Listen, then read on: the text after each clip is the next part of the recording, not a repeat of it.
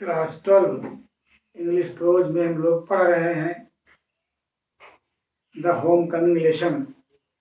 बात चल रही थी पिछले वीडियो में, आपने पढ़ा कि फटीक अपने मामा के यहाँ कलकत्ता पहुंच चुका है, घर में रह रहा है, यद्यपि उसकी मामी उसे एक अनावश्यक बोझ समझती है, उसका व्यवहार उसके साथ अच्छा नहीं है। और अब वो स्कूल भी जाने लगा है अपने ममेरे भाइयों के साथ पढ़ने के लिए। यहीं से हम लोग शुरू करने जा रहे हैं। देखिए, there was no more backward boy in the whole school than Phatik. There was no more backward, बहुत अधिक पिछड़ा। मोर बैकवर्ड माने अधिक पिछड़ा कोई लड़का नहीं था इन द होल स्कूल, पूरे स्कूल में, देन फटीक, फटीक से ज्यादा पिछड़ा हुआ, ज्यादा कमजोर दूसरा कोई लड़का स्कूल में नहीं। He gaped and remained silent when the teacher asked him a question.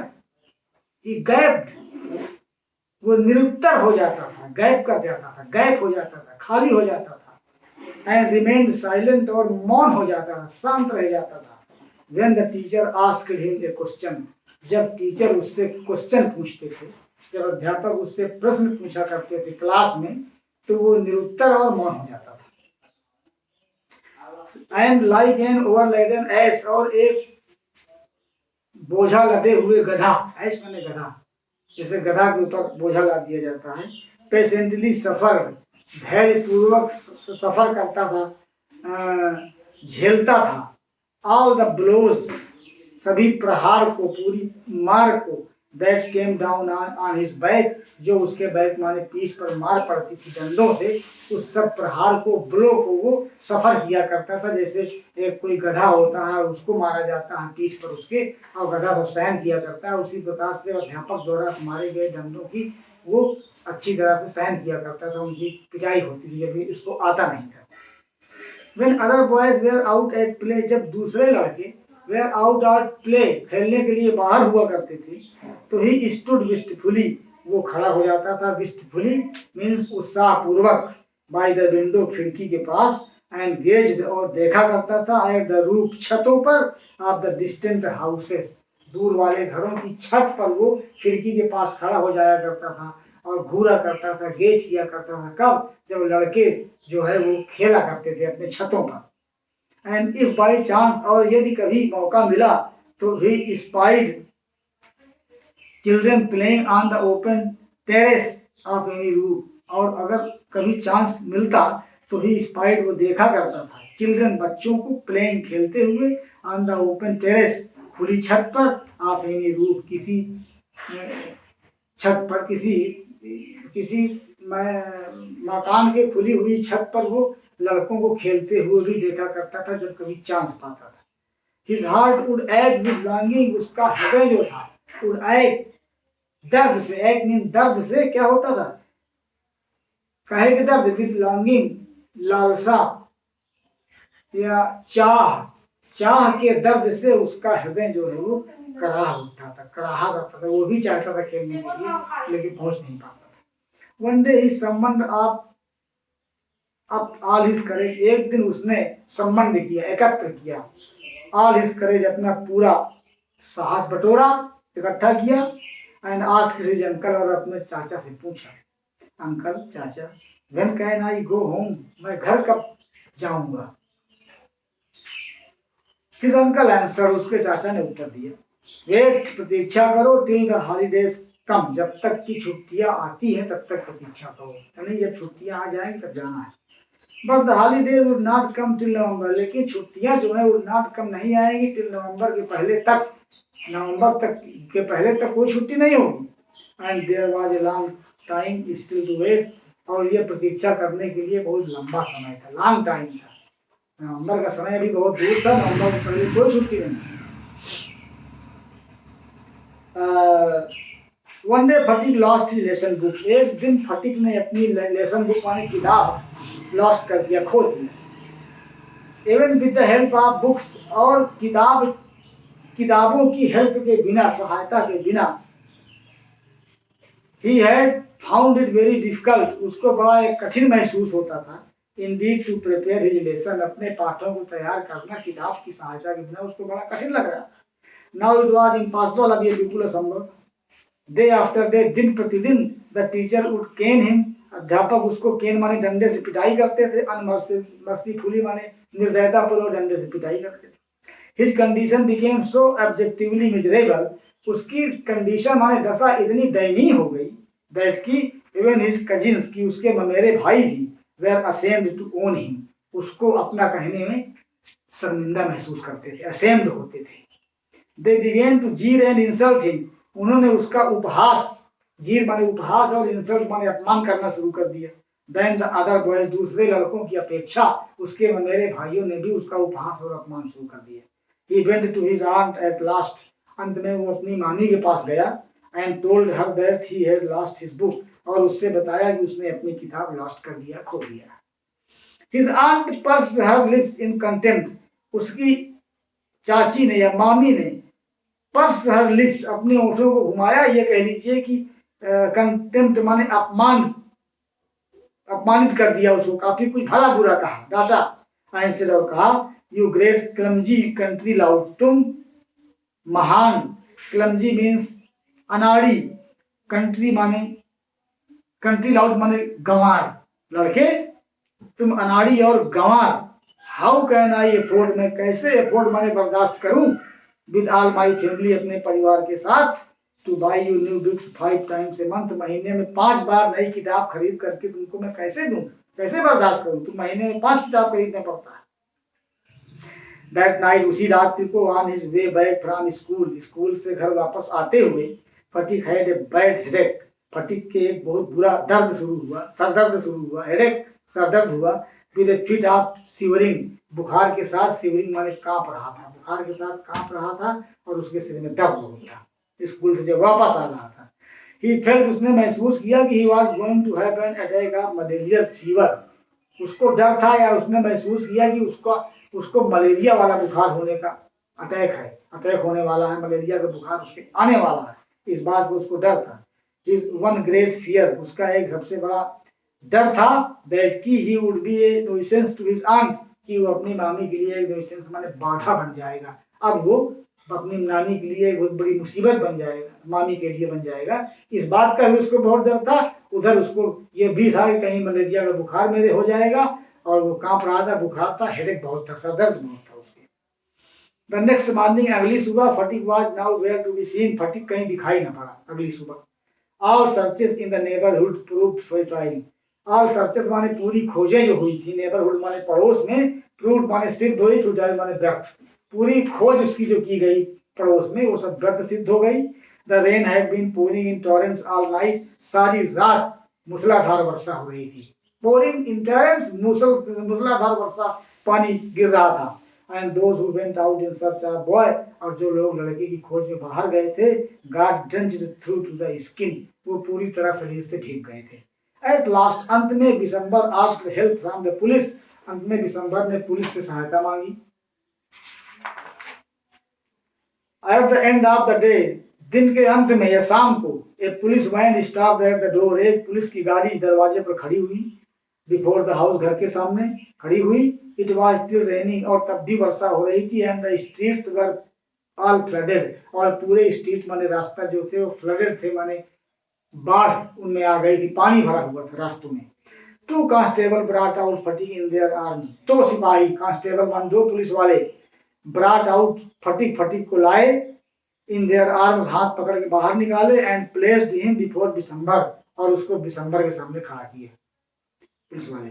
He was wait through, वो भीगा हुआ था, फ्रॉम हेड टू फुट, सर से लेकर के पैर तक वो भीगा हुआ था। Muddy all over his face and eyes, muddy all over, पूरे शरीर में मडी माने कीचड़ लगा हुआ था। And his eyes and face, उसके चेहरा और आंखें जो थी, फ्लश्ड रेड, लाल हो गई थी, विद फीवर, बुखार के कारण। And his limbs all trembling, और उसके लिम्स माने ओठ जो थे वो ट्रेम्बलिंग माने कांप रहे थे। Bishambar carried him in his arms, Bishambar उसको हाथ से पकड़ के ले गया। And took him into the inner apartment, और घर के अंदर उसको पहुंचाया। When his wife saw him, जब उसकी पत्नी ने उसे देखा तो शी एक्सक्लेम्ड, उसने कहा, शिकायत किया, जोर से कहा कि what A heap of trouble this boy has given us, कितना कैसा हीप ऑफ ट्रबल माने मुसीबत का ढेर। दिस बॉय, इस लड़के ने, हैज गिवन हमको दिया, इस लड़के ने हमको कितनी परेशानी दे दिया। Had not you better sent him home, अच्छा होता कि तुम इसको इसके घर सेंड कर देते, भेज देते। दिसंबर से कह रही है। कौन? इसकी चाची है, इसकी मामी जो है। बच्चों इसका थोड़ा एक्सप्लेन देख लीजिए। When Fatik lived in his uncle's home in Calcutta, he began to study in the school, and he went to school with their brothers also.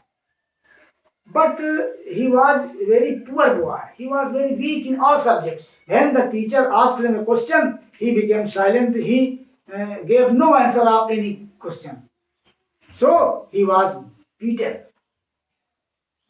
mercifully, unmercifully, not mercifully, because he gave no answer of any question. And all the boys of the class insulted him, as well as his cousin brother Joe. They also jeered and insulted him, and they did not like him because he was a very poor and weak boy in his subjects. And when the other boys used to play on the roofs of their houses, he stood in front of the window and he looked at the roofs on which they used to play. One day he asked a question to his uncle about the holiday and for going to his village. His uncle told him that before November there will be no holiday, and before November he will not be able to go to his village. And it was a long period because the time from the date of questioning and the November, between November, it was a long period, and he had to stay here for a long time.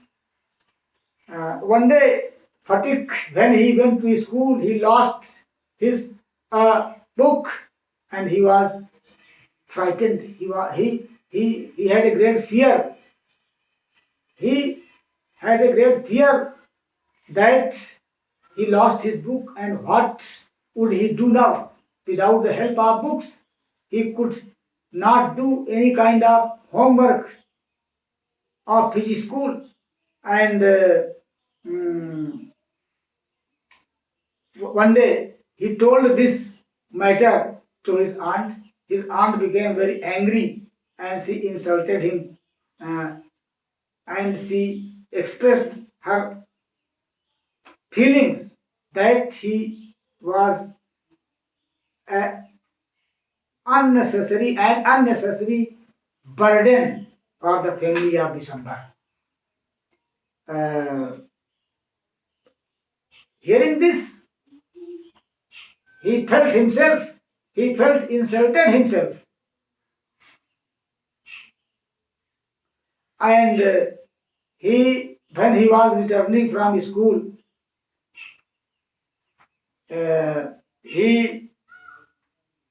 it was raining heavily, and the body of Fatik was shivering, trembling, and he had a great headache, and he had a fear for his malarial fever. And the next morning he disappeared from the home of his uncle, and all the people as well as his uncle also began to search him in the neighborhood, but they found nothing. They did not find Fatick. And then Bisambar took the help of police and he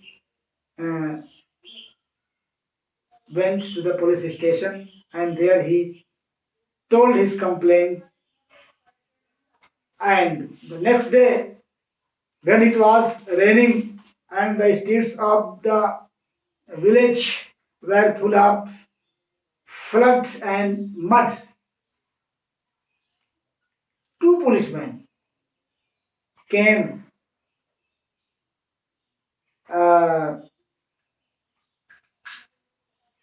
with Fatick, and the whole body of Fatick was wet with the rain, and his body was full of mud, and he had a fever as well as he was trembling.